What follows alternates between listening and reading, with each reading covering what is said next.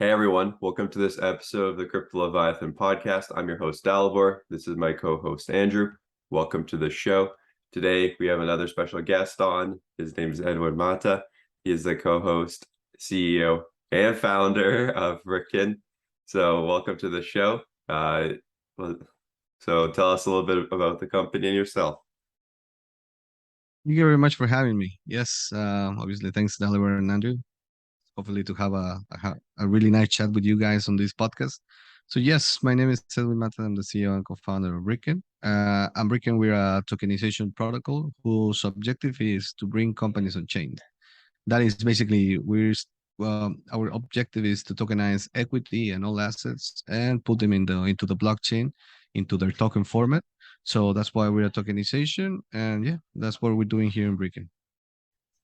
Awesome. So I know you mentioned to us before that you are a lawyer by profession and then you transitioned into being a CEO and into the tech space. How does that work? How did you transition from being a lawyer to now being a founder of a blockchain company? Yes, that's actually how you say it like that. It's super random. It is super random. So yeah, I started my journey like almost 10 years ago becoming a lawyer. I was in the mergers and acquisitions. So I remember back in the day I was all suited up and I thought that was like crazy good because I mean you had the status of a lawyer, you dress every day as suit and you I was doing restructuring of companies. And then we got a client who was a tech company here in Spain, a startup, and they were looking into seeing more tax efficient formats or whatnot. And we started having these discussions about regarding tech, and I thought he was super easygoing, and I was like, wow, this is a different mentality because when you're into the corporate world, you always look at this profile, which is like the big Wall Street guy, kind of like just that's who I want to be, right? But then you break that system and then understand that okay, there's another format, which is pretty much what is happening in the tech, which is more easygoing, more code based. I entered the company and then I just became in love with the tech, and that's where I understood that really the good superiority is not even the person now; it's the code because everything is now code base. So I was like mind blown. And since I entered there, I was like never leaving. And I entered on the blockchain because 2016 they were establishing how to use the technology for the product. And yeah, I was like, okay, this is the stability I was looking for. Blockchain is my niche, and this is where I want to land. Awesome. So is this your like first company you founded or co-founded, Brickken? It's actually it's actually my second one. I did an exit on a company. Well, it was a weird company because I got hired to do I was working for an electronic signature company, and then I got hired by another company who wanted me to do like the same scheme. But I said no. I was like, no, I'm gonna build up my own company, and then you're gonna buy that company. And he was like, how does that work? And I was like, I'm not gonna work for you to do the same thing I did for the other person. I want to do it for myself, and then we can sit down and talk. So I created a company, developed a solution, and then backed it in a nice little box. And I was like, here it is. Do you want it? And he said yes. And I was like, okay, it worked. So and then with that buddy, I was like, okay, so now I can really build up what I wanted to do. And it's brilliant because obviously blockchain, the starting fee, let's call it like that, it's a bigger amount than usually other types of verticals out there. Yeah, especially like if you're trying to do some sort of exchange, you need to have that liquidity. So that requires the lots of capital, right, to actually maintain any type of blockchain effectively. You're totally right about that. Yes, it's a bigger amount, and that's why a lot of people are surprised. Like, why is it like a lot of companies that the founders are still working somewhere else or they're outsourcing the technology? And it's because yes, because the entry fee is way higher than a normal one. I mean, the MVPs in blockchain, you already like probably running natively on Ethereum, so like even the smart contract is already costing you versus other kind of situation, right? So. Yep. Yeah, it's not like traditional development. Like you said, each smart contract costs you money, real life money. So if you're a developer and testing, every time you test something, you have to pay, you know. So Yeah, that's crazy. yeah. So all right. So are you still practicing lawyer or are you more in the like the counsel space right now? More in the council space. I am partner of a law firm. When they get our blockchain project, I just I know how to speak now with like people like us in the space and other founders in the tech. So it's easier for the clients to like express what they want to do because I don't necessarily now speak into like, yes, according to regulation 910 of whatever, and Article 20. Then the guy is like, I just lost you, man. Like, what are you explaining to me? I just want to know, can I do this? So I jump in and it's like, yeah, let's look how you can do it. Let's build up a format. So I don't even speak law to them. And then I just go in the back to the rest of the lawyers and I say like, okay, this guy really needs to do this and all of that. So it's kind of like I'm the translator, so to speak. You're like, yeah, you're like the bridge between like what I call legalese and like the way people normally speak. Yeah, because whenever I hear lawyers talk, I'm just like going to bed. Yeah, completely. So yeah, I'm the bridge, offline bridge. But yeah. Yeah. Well, Andrew's here practicing. Actually, he's in law school. So, Andrew, you want to have some questions for him regarding crypto in law? Yeah, I was just wondering. So you're based out of Spain, right? Yes, I'm actually obviously the Barcelona Bar Association Got here in Spain. So I'm a practicing lawyer in Spain still, but I don't provide it actively because now I'm even in a CEO of company. So there's a conflict of interest if I would be actively providing as a lawyer out there. So how does the Spain government view crypto? What are the I guess like the Spain's crypto laws or crypto tax laws? So I just wonder how it differs Yeah. from Canada. Oh, that's a big thing. So I don't know if we're gonna turn this into like a legal podcast, but now you asked me, so it has to do with the nature of the law. So Roman law, it's very regulated, so that's why you have like civil code of like 1,500 pages because everything is established into the law. When you go to common law, you go to case law, so it's more lean. That's why the United States Constitution, what does it have? Like 14 articles. That's insane, and it has never even been a second version. So what I'm establishing here is versus in the common law, it's easier to evolve because case law it's always like upgrading itself. So there's a new judgment regulation, new judgment in some state, and then the other one fits on that. So it's kind of like code itself is kind of like upgradable. It doesn't have to be like a refactor where you go inside the regulation and you have to create a whole new regulation. So in that sense, European law tends to be more slower because when they have to make a change, it goes through all the court system, the different courthouses, not the courthouses, the like the Senate, the representative, the House of Representatives, and they go through all this method just to change a single article, which is gonna feed the whole jurisdiction. So in that sense, crypto law in Europe, they might be pushing forward through MiCA regulation for a new like standard across Europe, which is perfect and that's viable. But micro regulation comes too late. So there's people saying like micro regulation should have been like version 3 already because the things that they thought they would be regulated, they started drafting, I think 2017, 2018. We're talking about 4 years of development. It's ridiculous. So in the common law, you have the other perspective, and it's like you don't have that many weight into regulation, but you got judgments. So it's easier to maneuver and establish how to perform. So that's my point of view on what is the difference between your standards and our standards over here. So I know in Canada and the US, they're really trying to, I guess, crack down and regulate. In Canada during the trucker protests, they, Dallar, do you recall this? What they were doing? They were, um, weren't they uh, trying to compare using crypto to like terrorist financing or something like that, and they're using that to freeze bank accounts? Yeah, so they were essentially the truckers were accepting donations, and the government didn't want them accepting donations, obviously, because they viewed them as a terrorist group, right? Or a group that was causing issues. So they turned to crypto, and they're financing themselves that way. And what the government realized was they had no way of shutting this down besides like forcing the exchanges to blacklist this wallet or so they introduced some regulations because we had an emergency that required any transactions over $1,000 have to be reported to FinTrack. FinTrack is our financial tracking service by the government for terrorists and any illegal activity.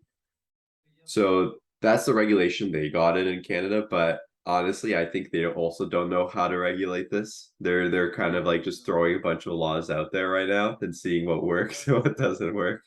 That's basically what I'm seeing. Yeah. I mean, the bigger the name, the less you know, that the more you know that the inside is just a paper, a piece of paper. You know, kind of like they put these big tax lines, regulation for the anti-corruption of the transmission of wallets between entities associated, and it's like they just lost me. So it's funny how the regulation works in this side because on your side, it's always like very few cases we have of preemptiveness, kind of like something new is happening, we better start regulating because if not, we're all gonna be messing up. So when there's no guidelines, that's when we go into the wild, wild west, which was current with all the cryptocurrency. And in Canada, I know when me and Andrew are filing taxes, we run like a small crypto mining business, and we were looking at the regulations, like how do we report this income? They had like one paragraph on the CRA, and it was so vague that we were like, it's we basically interpret how we are going to structure this, right? And it's like they didn't provide us how we had to interpret it. It was basically like you need to report your earnings, you need to let them know what type of GPUs you have, how long they've been on, and like all this information the government's never going to check, right? There's way too much information here. It's basically I need to know everything about your business. Yeah. So No, no, completely. Here in Spain, they even the now with the whole 2021 and they started trying to enact like you have to declare all your assets from foreigners into a single model. Nobody knew how to perform the form.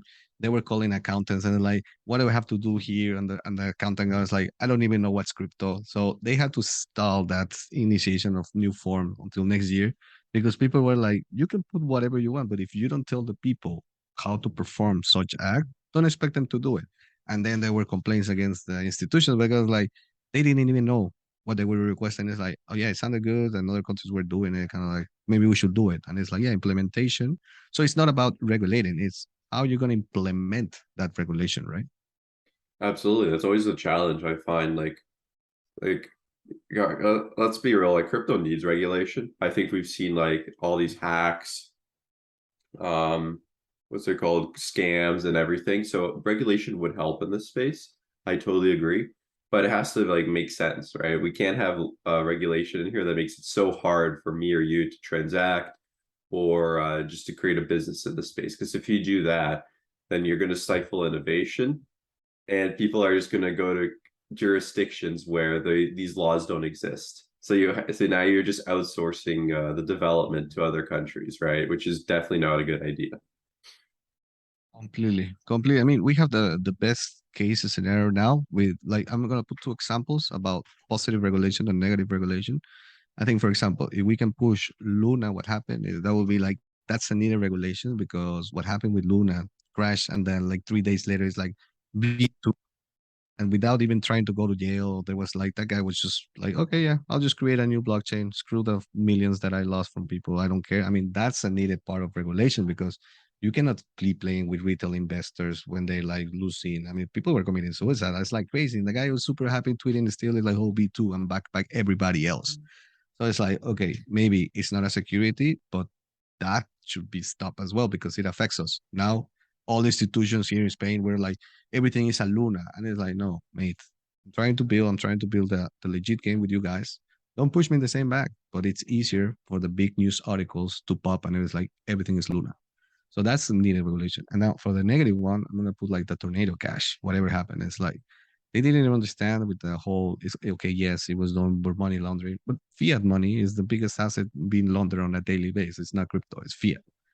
But they started targeting the wallets and blacklisting it. I love what one guy did. He was sending like 0.01 ETH to a bunch of famous people. After the day, it's like, what are you gonna do now? Blacklist everybody? So it's kind of like too too little regulation become beneficial, but too much and then just stressly without even understanding the system, pushing that regulation. That's a mess. Absolutely, especially the Tornado Cash, because they went after the developer of Tornado Cash too, which I think is a problem, right? Because if you're targeting people who are using the platform illegally, that's different. But Tornado Cash by itself is is just technology, right? Some guy created it. It's not like it was meant for criminal intent. It was meant to obfuscate the addresses that you're receiving and sending to. But Yep. so that's where Oh my no, completely. problem was with when they arrested that developer. That was to me that problem where I actually said this is going too far. Yeah, if Yeah, you're I mean, gonna and for me, oh, sorry, go ahead. sorry, Andrew, go ahead. No, Oh, I no, was just gonna please. say if you're gonna go after the creator of the technology because how it may be used, that's like banning 3D printers outright because someone might print a gun with it. Yeah. But think but that's like one of the smallest niches applications, whereas 3D printers have so many practical daily applications for legitimate use. Yeah, I mean, if we want to put ridiculous examples, I mean, I buy a watermelon, slam it on somebody's head. What happens with that? You know, kind of like it's a different intent. I'm supposed to eat it, but I can also use it for whatever means I want to use it. So it's like, guys, slow down on the code. The code is not your enemy. You need that code to pursue the people using it wrong, but you use always the same tools the bad guys use. I mean, that's no need to go. I mean, if it was me, the government, I would be grabbing that guy and saying, giving a deal. And it's like, you created this. Now, how can we track all the wallets of all the people using it for wrong means? I mean, I really need to understand that and create a new department or upgrade my department because the new world is a wallet world, it's a token world. So blame the guy for creating a code. No, use his know-how for pursuing the bad guy using that code. 100%, I totally agree, right? Like this person like created some awesome technology. Well, let's figure out how we can track it. If we don't have the expertise, let's hire him, right? You're totally right. Yeah. That's how it should be. Not but if you arrest him, he's not going to cooperate, right? You throw that bag out the window. Yeah, completely. Completely. Absolutely. So obviously Ethereum is moving proof of stake, in like basically a week or two. What are your thoughts on that? Are you supportive? Do you see some risks with it, or are you happy that they're going this direction? Okay, so to establish this, I have to come out and be clear. I'm an ETH maxi in the sense that I'm in for the tech. No, not much for the trading. I'm okay. Everybody trades, but I really like what is happening. I think it's the most solid blockchain, the most decentralized, the one with the most developers. Yes, they have a lot of flaws, but then new ones like Solana crashing like 6 hours randomly every day. Not every day, obviously, but it's like everything has a flaw, right? But for me, Ethereum training from a proof of work for a proof of stake, that's a big commitment and a big change. I mean, it's showing that everything is upgradable. It's not static. So the biggest, most used chain out there, moving into a whole different direction, just shows the potentiality of first of all, what is building that decentralization. So every voter had to go against the miners, and the miners might off fork to keep making money, but we don't know what's going to happen there. So I think from a revolutionary point of view, what's happening in blockchain, I think it's niche. If it's performed well, then we can truly say that anything can be performed into the chain, right? Everything can be upgraded, everything can be optimized, everything can be better. So because a lot of people they say, no, that chain is obsolete. Is it really, or is it because you don't have the development force to upgrade and becoming more actively? No, so nothing is obsolete in the code. You can always upgrade, and that's what I want to pursue. Now, from a trading perspective, I am a little bit fearful because there's a lot of information happen, right? So it's like USDT is gonna crash because it's gonna be like on that chain and it has to be duplicated and it's not gonna be backed by anything. Or there's people now saying I'm loaning against the staked ETH to I don't know perform some kind of DeFi, and it's like dude, there's so much information.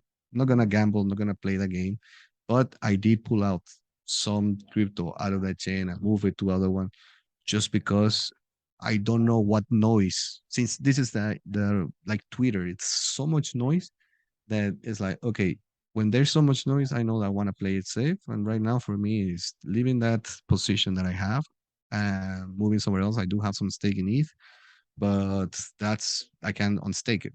So I am a little bit like, oh my god, hopefully nothing happens. I doubt that anything is gonna happen. Everything is just gonna be like one big story and joke in the future. But it's a big movement in the blockchain, and if something broke happens and it breaks or doesn't get operated right or something happens, that then all of these haters of blockchain are gonna come like, see, everything got lost. So it's a massive opportunity to showcase the greatness or a massive opportunity to showcase the bad things about these kind of certain things, right?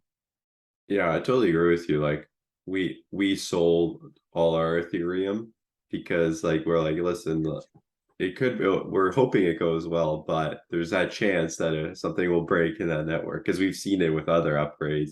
And historically, Ethereum early in the earlier days has had issues when they made major upgrades. So we're just being cautious. Let's just put it that way. Because it Of makes sense, course, right? cautious is so.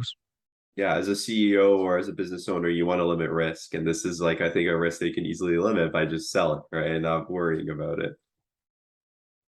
Completely, completely. I mean, when you're in this chair, the risk factor is times 1,000. So I mean, I don't even gamble with my own money. Less would be from the treasuries, right? So yes. Absolutely. So, all right, we're going to move on a little bit. I'm going to ask you to share what does Brickken do, and can you explain us the technology behind it? Yes, of course. So we we we started as a tokenization platform, just like a centralized entity where we weren't really playing into the chain. It was like our sandbox experience as to understanding how to tokenize asset, how do investors connect with the issuers, what is the feedback of the process itself. So it was more like a learning curve. So when we decided to go for the decentralized aspect, we broke our first platform and then we established how to build it into the new one, right? Because sometimes when you create something, it's wrongly created. It's not because your idea is wrong. It's just because once you're in the market, you get all these different feedback, and every day you learn something new. So instead of us rebuilding what we have, we cut it out and we decided to go with a new one, and we also changed our concept. Instead of us tokenizing the companies or the assets, we are providing the technology to those third parties that want to tokenize, and they do it on their own terms, on their own jurisdiction, on their own like freedom, because this is the decentralized point of view. I cannot say that I'm a decentralized entity or a tokenization platform if I am the intermediary of things, because how is that different from Web 2? It's just like, no, there's no difference. So the conception now is we give them the tech, they are completely decentralized from me. I just provide the protocol, upgrade the code, make sure everything works and whatnot. But then they can grab that and then they can decide what to do with that technology. And the tokenization factor, it's one of the biggest things that I think is about to come in the next 2 to 5 years, just because a lot of assets and a lot of people and basing this on the feedback that we receive for the company, is like banks. I'm even talking with a bank about seeing if their assets can be tokenized. Yes, it's a question. Probably they will never hire us because we're a blockchain crypto company, but just those conversations are really going through because they're like, we're living in a digital world. Why should I still maintain the fungibility or the manual or the analog type of asset when everything just becomes more efficient when it's on a digital based on a code? So tokenization, I have no doubt that it's gonna boom. We had all these years of like the ICO world where everything was just utilities out of everything. Then we went into the NFT madness, and then the metaverse madness. Now the DAOs, tokenization, I really foresee it as one of those that is suddenly going to boom, just because people are understanding that securities are viable. There's a lot of fear on the security, but also in the coming years, utility tokens are going to be more regulated, and they're going to start putting all these like conceptions similar to securities, and that's where then it's going to be like, okay, maybe now that the game is even between both, we can also choose securities as a form of funding. That's awesome. So I'm going to give you an example, and I guess you can walk me through the process. So let's say I have two real estate properties I have, and I want to tokenize them, put the deeds of the properties on the blockchain through your technology. Can you walk me through like how I can do that with your company? Yes, of course. So, I mean, we give you the protocol itself is not only code. So we give you a dashboard with a neat user experience. We put a lot of resources on the user experience, right? Because we're talking about tokenization, and the most important fact is for you to be able to answer that without product, without any problems, with while understanding the whole of I am issuing the security that is representing this asset in this format to these people. If you can walk yourself through that journey without coming back to me through customer support or whatever you want to call it, then we already have a successful company. So we have pushed that a lot in the sense that once somebody registers in the platform, then they put the allocation of how they want to do their tokenomics, how they're going to distribute the token, some of the characteristics of the token. Is it morning? Is it mintable? Is it whatever we provide you with information? And then you put it in the market and retail investors jump in and you only have to work on the KYC, some things that are needed.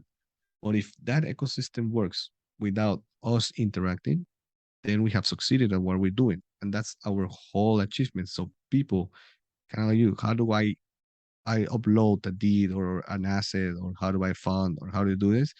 If I can provide you with the link and the methodology that I briefly explained goes through and you perform it, then I'm already a success, I think. Awesome. So how's the business done generate money? Do you charge a fee for each token created? Is that how the business generates revenue? Yes. So since we have a utility token, the BKN, you have to pay, like we call it the STO factory. So it's like main contract where the STOs are issued from. So it's kind of like the one creating all the tokenization. You pay a fee to the contract in the form of our utility token. So it's 5,000 euros approx worth of the BKN token. So that's why we improve obviously the movement of our token. And then we take a percentage of the fundraise. So all of this is obviously done in smart contracts. I don't have to interact with you. The fee is already in my utility token. And now, obviously, the utility token is, does it go back to us, to our treasuries? For the time being, no, we're creating a vault. So that vault is going to be the one we're going to deploy into our DEX, but it's also a way for us to upgrade the value of our token because we're taking coins and coins out of the market itself.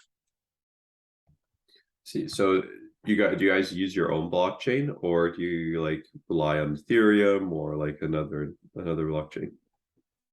All right. So, like I started saying, I'm an ETH maxi, but some of my founders are also super, especially the guy who designed the factory and what we're gonna do there.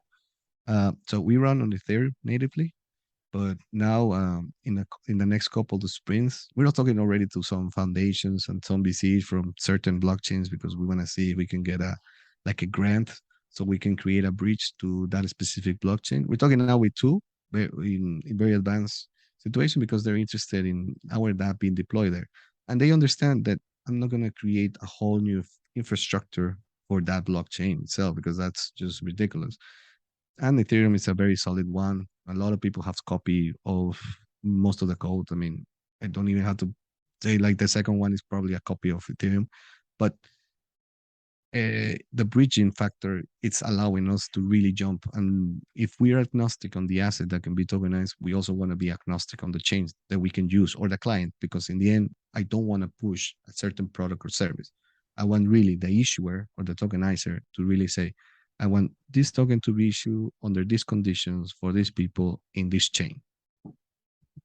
Yeah, I totally agree. Because also technologies change and improve over time, right? For example, Ethereum might be the best one right now, but in a couple of years something else might pop up, right? And then you having that Completely. portability where you can just choose which one they want to use would solve you that issue. Because if everyone starts using a certain blockchain, like, hey, we already support it, feel free to use it. So I totally agree with you Agree. I there. mean, you can have downtimes, you cannot have doubts. I mean, that's one of the biggest here. Like everything stays. Yeah, but I mean, some chains have been falling. So you really want to commit that the asset itself that is already being tokenized does not stop or disappear, because then I do not want any disgruntled client to know where I am because I don't want to be chased if someone is lost. So I'd rather be able to prevent that and say, here, we have an option. And even if some event happens in a certain chain, we can force everything to go just because we cannot have assets being disappear on the blockchain. So, okay. So what kind of role does like your customer service play in this? So obviously they're creating their own like tokens on the network, but what would they reach out to you for typically? Obviously, like if they have problems, creating the tokens, but what give me an example of like maybe an issue you've had where they've reached out to you, but it wasn't related to like setting up the token. So right now, they do talk to us. Let's say I am more manual than I would like to be right now, but because now we're still in the early stages of our DApp and whatnot, so there's a lot of interaction between the coming and then the DApp itself. So the sales channel that we have here in Brickken is mostly used of receiving all the feedback and all the pains, because then we structure now into the okay, the product needs this. So I don't even want to cut right now and become a fully automized because we're not there yet, right? Hopefully in the next year I can hope, I mean, I would say hopefully tomorrow that would be like the perfect situation, but it's not. And because tomorrow another people are gonna come. So for the time being, it's very rudimentary. Email, sales, demo. We go through the flow. We write what are the pains, and then we start optimizing based on those pains. And then say, okay, now we need a new functionality, or we need to change this. So it's always guided to make it as simple as possible. Yeah, I totally agree. Because the reason I'm asking is because obviously in a business like yours, customer service will be important because I've seen like other platforms, like for example in Canada we have an exchange called ShakePay, and I would email their customer support and they would like take a week to get back. And like there definitely needs to be prompt responses, but also it's expensive, when you have a huge staff of people who are basically taking these queries. So that's why I wanted to ask you. But since you're not there yet, that's okay. You are a startup. You will be there eventually. So yeah, I've noticed that the customer service in crypto tends to be very poor. So that's why I wanted to ask you this question. Or not existent. It's Or like non-existent. hello at, I don't know. Sorry, that email does not exist. And it's like, what? How do I reach this guy? Exactly. So yeah, it's an interesting space because I think a lot of these developers like kind of just developed these products and then they didn't think about supporting them, after. So then these business guys are coming in and saying, "Hey, these products need support. We have a bunch of angry customers, and then they create it and it's like an afterthought, right? They're just like, let's have it, and if people can message into nowhere, right? Into an inbox that no one's looking at, and I, I Completely. and I think when I you're I dealing with think people's finances, that's unacceptable. no, completely. I find a gap between, let's say, Web 2 companies and Web 3, especially let's say like SaaS companies where they have all these scaling methodology, which is not just relying on tech, because tech itself does not sell. Okay, in many cases we have exemptions, but many times in the Web 3 format, I have seen the lack of these kind of structures that are meant to be able to be scalable. And many of the Web 3 that I have encountered, they're like product first, paying second, and they sometimes you enter like in the DeFi protocol. I was looking around, checking what was it. There were some that I was like, I don't even know what it does.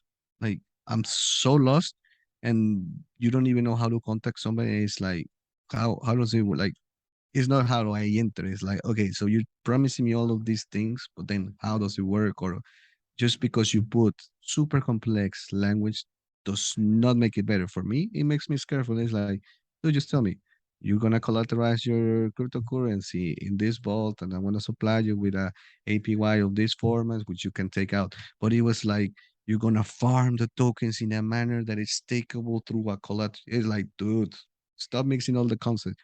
Tell me what do I need to have and what I'm gonna get, and what problem are you gonna solve for me? That's it. And that is a problem I've noticed with every industry over time, right? They develop their own lingo, and it's really hard to communicate as an outsider, right? As a customer, if I go to some like you said, something that says farming, collateral, tokenization, NFTs. It's like, what does this even mean? And like, I don't think we do a good example of like explaining this concept to people who are familiar with crypto, right? So I think definitely our industry has to improve in this area. Oh, of course. I mean, it's still a young industry. I mean, the other one's the industry where they learn how to maintain, like you well said, the lingo. I mean, that's why they grow and that's why they go into the unique of formats and whatnot. I mean, if we can digest a lot of the companies in the Web3 are still not in unicorn, right? So I mean, we do have examples and great examples, but the mass majority, they're still living out of their token race. So they haven't even gone to that part where it's like, okay, the token is out, my war chest, okay, I can sell. I need to start selling shares. I maybe should go to a more experienced VC. And I do have friends in the VC sector, especially into the Web2, and there's like the company comes and they're like, I don't even know what they do, and they expect me with this valuation, and they come and it's like, I am worth $100 million, and they're like, yeah, but you're monetizing 1,000 euros a year. How do you come up with this concept? Oh, I have a token, and it's like, yeah, best of luck, but I'm not investing in the token. I'm invested in the business model. So it's still like there's still a lot of know-how that Web3 should be learning from Web2, and don't say like we're better. No, they're way better in business model. You can be absolutely better in technology. I'm not even going to put that in doubt, but business modeling, marketing, customer support, even copywriting, those guys do know a lot. So maybe that's why I love to grab people from the Web2 that are experts in what they do and then bring them here than something that it runs natively, because I want them to know how an expert at any level is still the same. Know how in marketing, an expert in marketing, regardless of the format you want to put it. A good person is still a good person. Yeah, I totally agree. Even I find like developers, so like if they work in Web 2 and they're really good transitioning to Web 3, yeah, there's like some nuances and stuff of writing smart contracts they can generally figure it out pretty quickly, right? So so that I think that's the beauty of like once you're skilled, like reach a certain level of skill, regardless of what industry or what you're working on, you can just kind of figure it out, which which I don't think many people realize, right? Many people are like, oh, I want to experience this specific industry and this specific technology, but you're going to miss out on a lot of good people that way because people can adapt and they're very good at it. So, yeah, that's been my experience. I agree.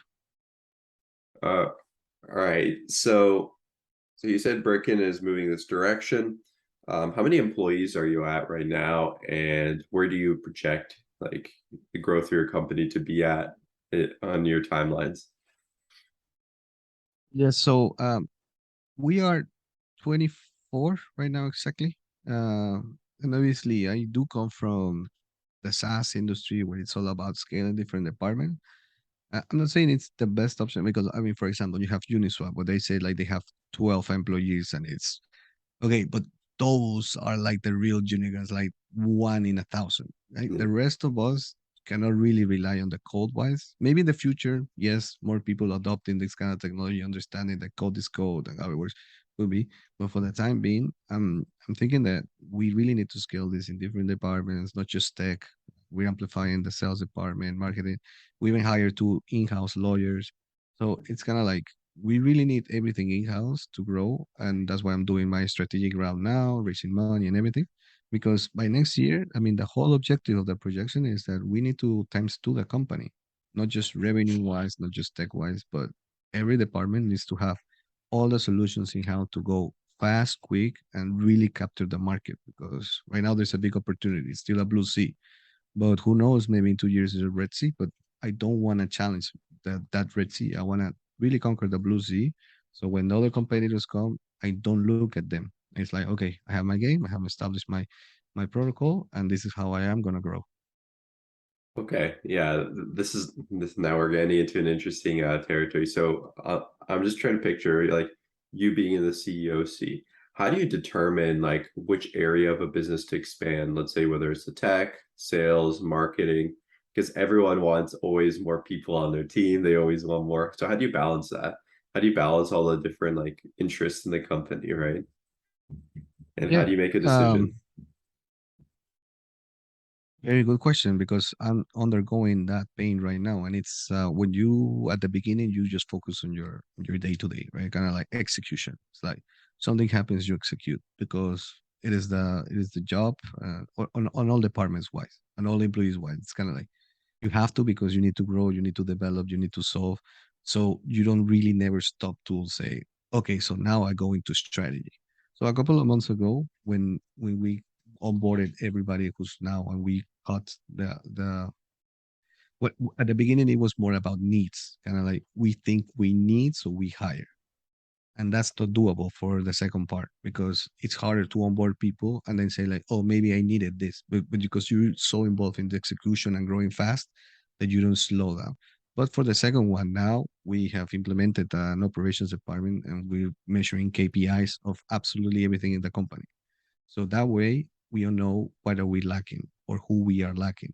But it's not based on that request. And it's like, okay, if a person is performing 100 KPIs or 100 of these specific tasks, it's a recurring task.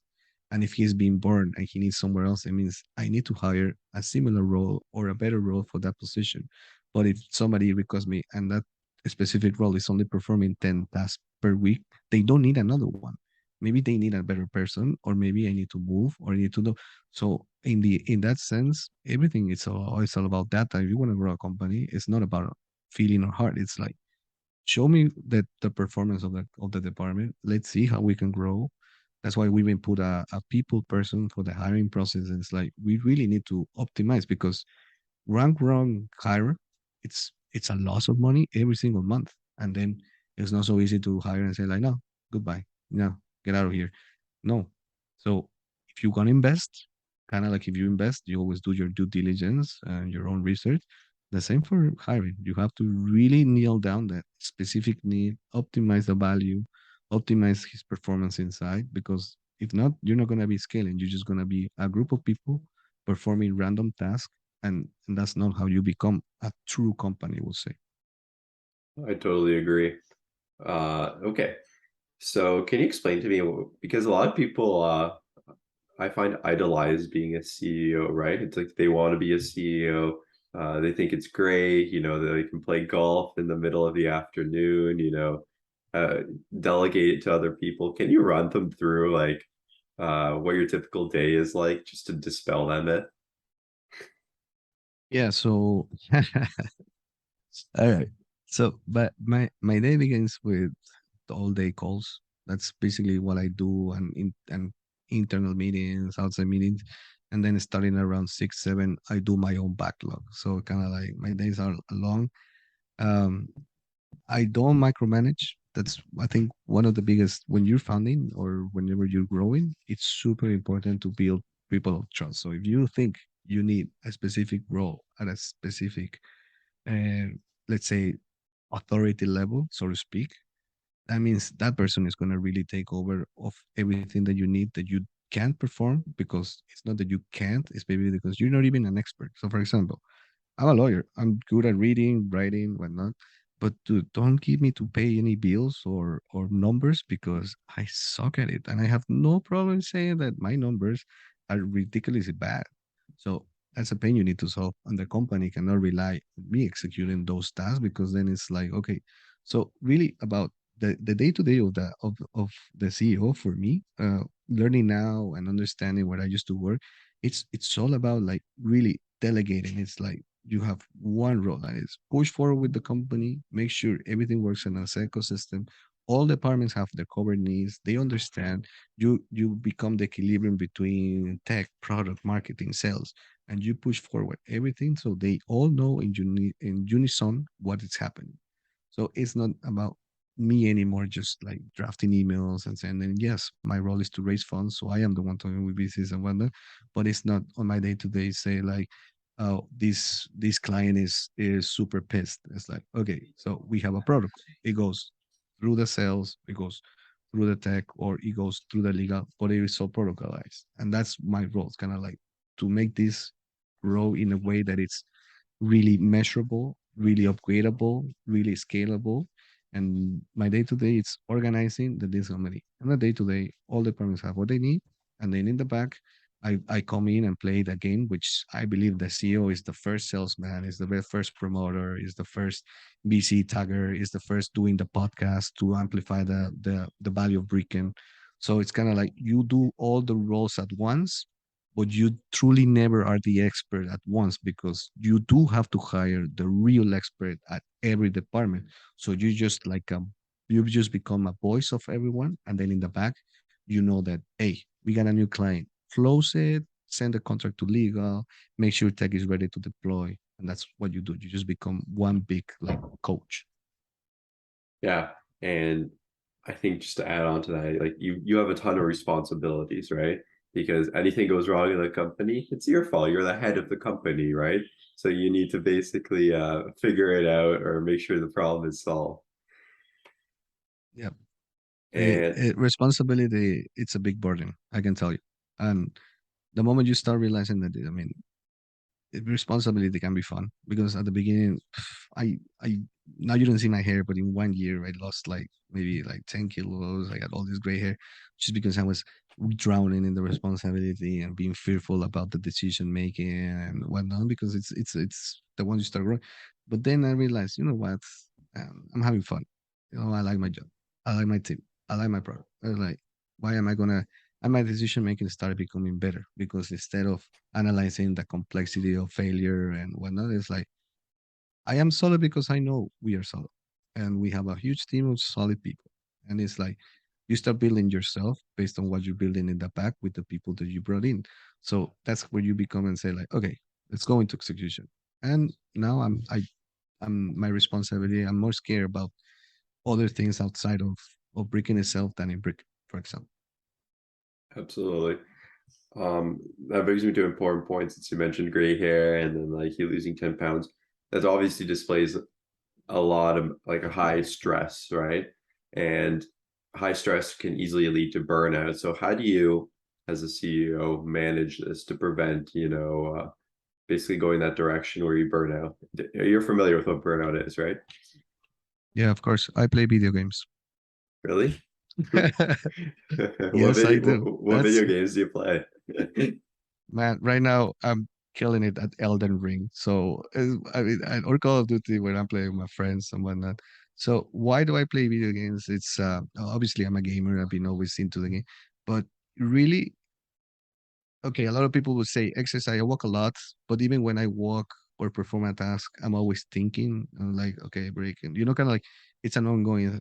And the only true moment, even when I'm on vacations, it's ridiculous. Like I see something, I'm already thinking, okay, I will do this, and maybe Brickken can do this. So it's kind of like I'm already in the train of thought, like 24/7.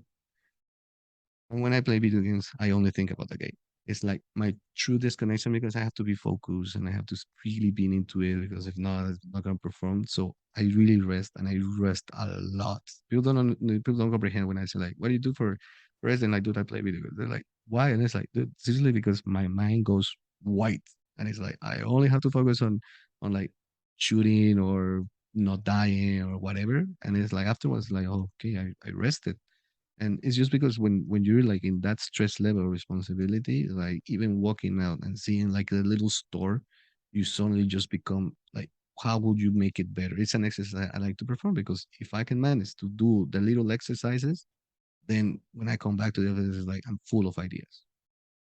Yeah, like I have that too, where it's like your mind is like racing, all the time, and then the only way you can get a refocus is like by watching a movie or playing a game, something that like takes your mind off the topic. So I've experienced that too. Andrew, you have that too, right? Where like your mind just races 24/7 and it's hard to focus and you have to like distract your mind somehow. I get a lot before I go to sleep. Sometimes I find it hard to sleep if I have too much in my mind. Yeah. Yeah, that's actually another thing I think is like, especially when you're high stress, is like making sure you get adequate sleep. Because like I know like for me, it's like when those moments come, I'm just like my head hits the pillow and like every thought, I'm just recollecting it all every day. I'm like, this is not good. So so yeah, No, it's definitely hard. maybe we should all learn how to do yoga, which I don't even understand how people can lay still for like or meditation. And it's like I'm amazed by that. I've tried it and I can't. It's like what am I supposed to do? Like how to put it back blank? So something maybe we could all learn because I think it's very healthy. It's big Yeah, right now. yeah, it's like how do I calm my mind down to not think about anything? My mind's always thinking about something. It So the next completely. social event at my at work is a meditation session led by, I guess one of the executives with the company. He's also I think he's like a meditation coach and a yoga instructor or something like that. So he's leading the session and kind of showing people how to do it. So seems to be working. Yeah, okay. it's easy to read. I don't even know if it's PR, but they always say like, oh, the CEO of this massive company wakes up at 6 to read a book. So I don't even know if it's all of that true, but I do believe that they do tell you that it's important to disconnect, because if not, what you said, like the born rate, just when you're born, I've been born, and the feeling is just like everything just becomes too much, and you just go inside like this loop of I can't. How do I do it? And it's all this negativity, and they're like, dude, same way you were when you were doing it fine. It's just that you're just tired. Disconnect, chill, take vacations, whatnot, and then do whatever you need to do to refuel energy and come back to war. It's something like I've noticed. It doesn't happen overnight, right? It's kind of like you stop eating right, and you stop working out, and you stop playing video games, right? Then you start sleeping late, and then they're just like it's not like a one event. It just slowly over time you just stop doing activities that keep you, focused and happy, and then one day you're just like, I can't do this anymore. That's basically how what I found with burnout, which is it just a lot of symptoms, a lot of warning signs are along the way, but you need to take action on them when you start noticing them at the beginning. Completely agree. Yeah, because like I've been through, I think twice. Like the first time I was burnt out, I had no idea what was burnout. When you first time you have it, and then I remember I was just sitting in a room. I'm like, I couldn't do any work. I couldn't think about anything. I didn't want to do anything. Like this is horrible. It's absolutely one of the most horrible things I've ever Yeah. experienced. Where you Yeah. feel defeated, basically, right? Yeah, it's completely. And getting out of there, it's also hard because suddenly you're like in this loop, Yeah. and the loop is what gets what it's most hard to break, right? Yeah. And the only way I found looping is you have to start, slowly improving, right? Like start your workout again, try to play video games and you're right, and then or try to sleep better. And you just have to slowly incrementally get back up there. It's so the way I describe it is you fell off a cliff and then you have to climb up the hill again, to get to the top. Because if you try to go Yeah. all the way up to the hill, like shoot up, it won't work. You'll go back down again. So yeah, it's not fun. Like once you've experienced it, you try to avoid it at all costs, I would say. Completely. Andrew, how you've experienced burnout as well. Do you have any burnout stories? Oh yeah, quite a bit when I just have too much on my plate. If work's getting too busy and I have other things, in my personal life or whatever, then for sure. What I do is I go to the gym. My gym has a rock wall. I find that very I guess relaxing. And when you climb, you can just do a lot of thinking, go on the treadmill. For me, it's the gym, but I get video games as well. Sometimes I'll play Grand Theft Auto. I had a couple more questions about the company though. How many tokens have been created? Yeah, so the maximum supply is going to be 150 million as of today. Only I think what is it, 97 approx million have been minted. The other ones are mintable when the bags are required, or some are self-minting. The employee bags every once in a while, the machine starts minting. So we have to reach the total supply of 150 million. Right now it's 97 million. And basically it's also because we mint a lot during our community round, the phase one of our selling. We sold 25 million tokens. We also minted now a couple more for the next phases. So it's kind of like we do have the minting on demand. We haven't caught that yet. We're probably gonna cut it. I wanted to implement a DAO last year, but then not this year actually. But with all the craziness that is happening in the market, it also delayed how fast we wanted to raise funds, how fast we wanted to mint and whatnot. But yeah, hopefully in the future or no longer the next year, uh, we want to deploy on the DAO the decision for minting more, minting above 150, burning mechanisms, even staking mechanisms, because those decisions, when you really want to build a community and become really decentralized, well, you gotta put your skin in the game and decide that the rest as well, your community has to also put skin in the game because the decision affects everyone. And and in Web3, I've come to understand that it's very easy to really say like, oh, you're the evil guy. It's like, yeah, because I'm making that decision in the sake of everyone. But if you really want to put the decision yourself and agree that there are majorities doing this, then it becomes more even and there's no more hate because right now everything is just directed towards one entity, and it's like because we are centralized entity in the sense that we go burn the token. But in the future, then when you don't, then it's like okay, the community decide. This is what the community wants. We just go for it. Do you see though some problems with allowing the community, make decisions as well? Because like let's be honest, sometimes as a group, it doesn't mean just because like there's consensus on it doesn't mean it's the best decision, right? For your product or for your vision. So how do you guys plan to, are you guys gonna just accept what the community does, or are you gonna intervene in cases where you don't agree with the community? Yes, that's a very good question. We have done tests with our community round and the token holders, deploying some polls. So we are averaging how many people interact with the voting, how many people then after really are happy or not happy.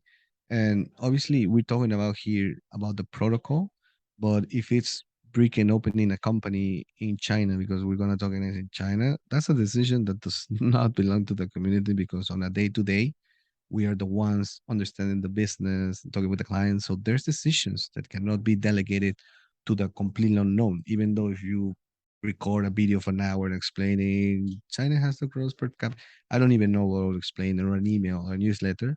There's decisions that your day to day just makes you really say, I have the best decision. But in the other ones, with the token itself, they do understand the mechanics because many of them are in our Telegram or our Discord, and they interact and they understand and they want to see the value. And now something that is happening is many of our flippers, so to call them, they are becoming long-term holders. So we are deploying a lot of education across channel, what we're doing, and now we're building a community. We have ambassadors and whatnot. So when all of this happens in the proximate year, I do feel confident that if we want to deploy a protocol question regarding the token itself, then that decision has to be allowed by all the people because a lot of people are even spending time in our channel. So it would not be fair for me to say, you spend all this and now you're out and I'm killing the token or I'm burning everything or I'm staking 1 million, billion, 1,000, because some people already have skin in the game. But business wise, will never happen that a decision makes the community, not because we don't trust the community, not at all. It's because on our day to day, we have more elaborated uh, know-how and data to really pursue the best decision for the sake of everyone else. Yeah, I absolutely agree right there. So you did mention that they have a vote. So let's say like there's some change you're implementing with the token or you want, does everyone need to agree on it? You need to have like 51% majority. How are you planning to structure that? So for the time being, we want. So I'm a corporate lawyer, right? So you have different kind of majorities, and you can put something else. We're testing at 51, but maybe if it's something really radical, which I cannot define right now, we will have to study it. Maybe I'll push it more like 70%. Kind of like if it's something drastic that it's a break or leave, then you really want to put those as a company would, kind of like some things are 51 and other ones are reinforced majorities. So you have to really look into the best outcome. Not everything is at 51. It would be ridiculous. Yeah, I agree there. Like for example, like if you're doing kind of something like what Ethereum's doing, moving from proof of work to proof of stake, obviously, Of course. 2/3 is probably the minimum because this is something significant like that. Okay, so Chile. so you said that there's a supply of 150 million. Currently, you have 97 million. Why do you have Yeah. that gap still? Do you just like those aren't in use right now, or are you just leaving that extra as like kind of like a reserve fund in case you have a new client that's coming on and wants to use those? No, it's because, for example, we have our two coming public rounds, and they amassed, I think, combined like 20 million tokens. We haven't minted those because our public round has not initiated. So there are things inside our bags that we have not minted. We have a war chest. We haven't minted anything. I think very little of our war chest. It's just because there's no need right now to mint. We could mint a 150 million, and just to put it in the core market cap, when we deploy everything on a listing method, most likely everything will be free. But at the time being, if it's not required, we don't feel like we need to have them all. And as the time goes, we sell the strategic round, the public round, or even we start deploying some employees their milestones achieved that they receive tokens. Then we mint as we go, as we need. Got it. Okay, so how's the liquidity situation of this token? So let's say I mint this token, I want to sell it or cash out. How long does that take? How does that process work? Yeah, so for the time being, we're not yet in an exchange, in a SEX or a DEX. That's something happening. Hopefully, if the market gets better, Q1, Q2. I don't want to delay anymore because the community round is also important because they want to see the token out there. And you know what? The company wants to see the token out there. It's like we were supposed to start thinking about deploying some strategies around March, but then everything went to chaos, right? So, and I'm glad we didn't because I'm seeing ICOs who launched between all time high November till now. There's some hard out there, and I've seen. I mean, I have friendly tokens that even the CEO and me have a conversation. And they're like, "Dude, my product is a killer. It's super good, but my token sucks." And they're like, "How am I gonna get better?" And it's like, you launch in a bad situation. Maybe withholding would have been better because the perception is like you're a failure. And it's like, no, dude, there's a product in the back, there's a company, they're monetizing, but a lot of people see that. So regarding the liquidity is we have established that for the time being, we're not deploying into a centralized exchange. And we're gonna do or we're strategizing that we deploy in a SEX and no later than 24, 48 hours, don't say 72 hours, we deploy on the DEX because we don't want the arbitrage, somebody creating a liquidity pool and then mixing and then some things that might occur. So that's where we're going to deploy the liquidity. Obviously, in the SEX, the liquidity is provided by the exchange or by yourselves, depending on where you go. And the DEX, that's why we also deploy it later because hopefully the best case scenario is there's a big green pipe up and I don't have to deploy that much the parity with I don't know USDT or USDC, depending where we create a parity. I don't want to spend that much on that back, right? So I'm hoping for a green candle, deploy the DEX, so it's cheaper for me to create a liquidity pool. But now that's been super positive. The market how it is, does not. I have my doubts on the strategy, but we have to adapt. Yeah, the liquidity in the current market is just horrible, right? So, Horrible. but that always happens, right? Whenever something crashes, the liquidity just disappears because no one wants to sell, right? If the experienced investors don't sell because they don't want to take losses, so that's always a problem. And like I've noticed that like the stock market and everything, but it just seems that crypto is just more amplified because it's not regulated, right? Completely. I mean, many of the things that are happening is because of liquidity. The crypto market. I mean, I remember well, post Luna, Celsius, all of these guys, they just maintain their position. They got crashed by the market itself. But I remember one morning when it was like here in the morning, and you the SDT the peg for like 8 cents. I panicked. I remember like, oh, this is it, guys. Like, and it's because the liquidity was just getting crushed everywhere. So liquidity, even for an ICO, super important. No matter if you have a market maker or a bot that they fake volumes and whatnot, you don't have a liquid token.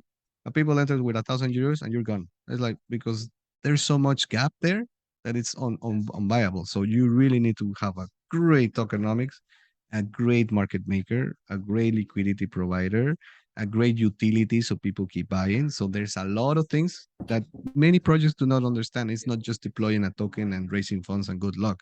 It's actually, I think the biggest effort for a company in the token world is not the pre-launch, it's the post-launch because you always have to feed the beast. You marry the token and the token works like that. Yeah, 100% agree right there. I'd say most projects that have failed in the crypto space has been because of liquidity, because Luna crashed because it can handle some liquidity issues, right? All these Celsius, same thing. Liquidity was the problem.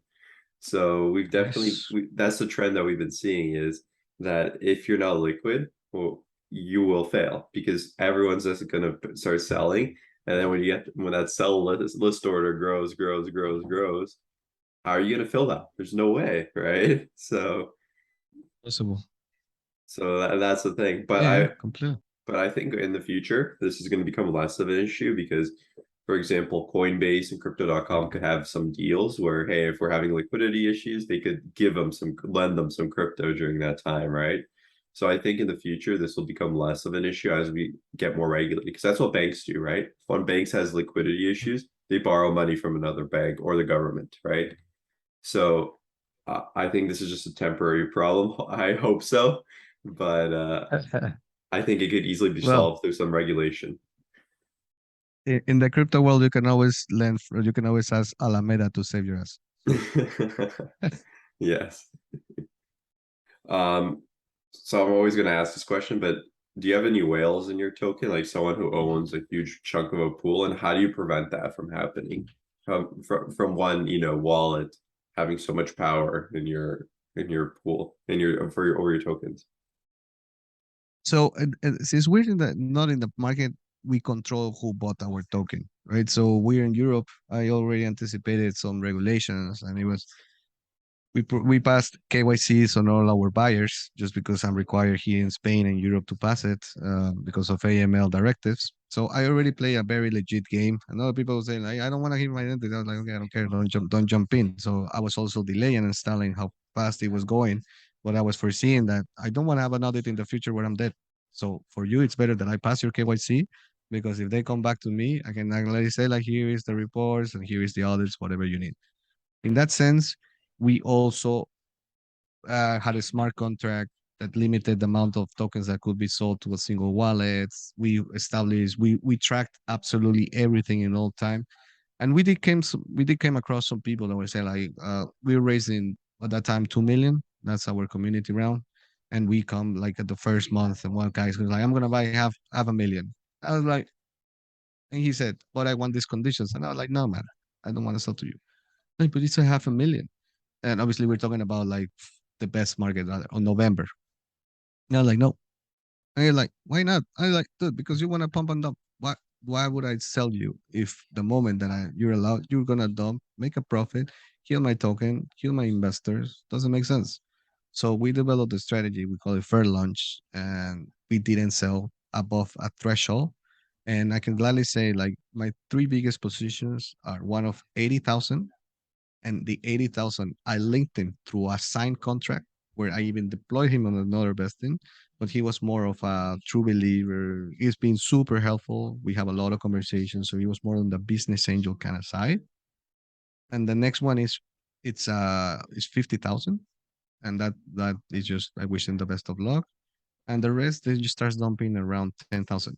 So we have 1,200, 1,002, no, 1,902 holders, and our average ticket is 1,050. So I really don't have people who can really influence unless I have an illiquid token. Then yeah, whatever, whoever can influence the token. But as the time being theoretical wise, I don't have any wells as my average ticket is 1,050. Nice. How do you prevent this new whale strategy I'm seeing where they basically spread their tokens among multiple wallets? So let's say, in your case, it's $1,000. So let's say I own $100,000 as an individual, but I have 100 wallets. It's spread over.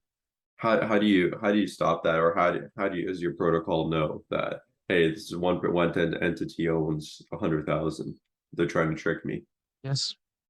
Of course. So with the protocol itself, we haven't deployed. Okay, so let's say the tokenization factor, it's a different. So my protocol of my BKM token is not a protocol. It's an ERC20. It's very much a standard. Hmm. I would say even Open Zeppelin template. So we play with that, obviously adding our functionalities and whatnot, but it's pretty much standard. So the only way you can really protect, unless you put a safe mechanism with the wallet, cannot have more than, but like you said, they can spread it out, was through KYC. So we really audited once the buyer is, we had the wallet, and we run audits on our wallets to foresee if there's changes or somebody enter. But uh, I have a big Excel or some functionalities that I'm even gonna add to the platform because that's a pain that we had. So we had person KYC wallet, they purchase transactions. So I have all of that information into a big database, and we check every once in a while to see if there's a movement. We put some alarms and whatnot, and right now I ended up the race with 1,902, and I checked yesterday, 2 days ago. I have 1,903. So I don't know. Somebody did a split, or I don't know, send tokens out there. But I have a new holder. I don't even know who it is. But that's a transaction that happened in the back. But it was not a feeder, because if there was a feeder, I will have 1,900. So that would mean somebody moved to a bigger wallet, and I will check what happened there. Got it. Yeah, yeah, you definitely need these audit controls because like I've been finding that as like, security has been ramping up in crypto because of all these hacks and all this things that we've been experiencing over the past year, the hackers have been ramping up as well, finding different ways because before having like one account with like 100,000 Ethereum or 1 million Ethereum doesn't really work anymore. So now they've been like spreading amongst different wallets, everyone buying and selling at the same time, causing currencies to crash. So they are getting more sophisticated. So it's like an arms race, right? As you improve their tools, they improve their tactics. Completely. So, Completely. it's tough to, like stay ahead because you just kind of hope that they don't try the new tactics on you, that they try it on someone else, right? Mhm. I agree.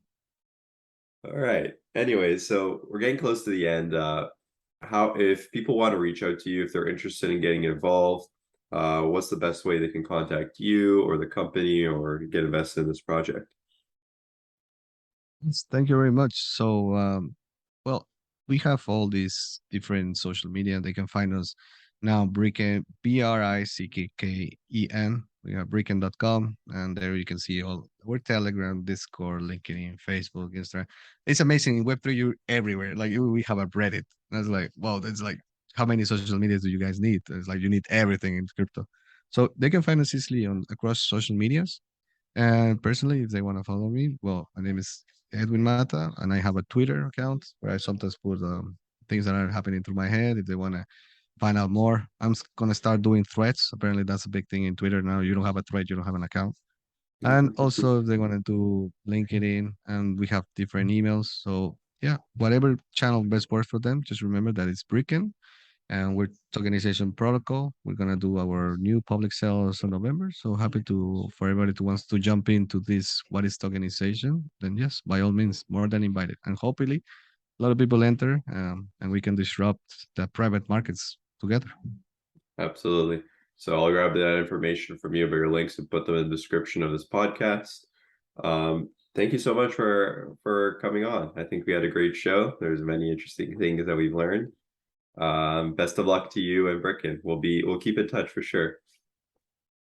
Thank you very much, guys. Have a great day. You Bye. too. Bye.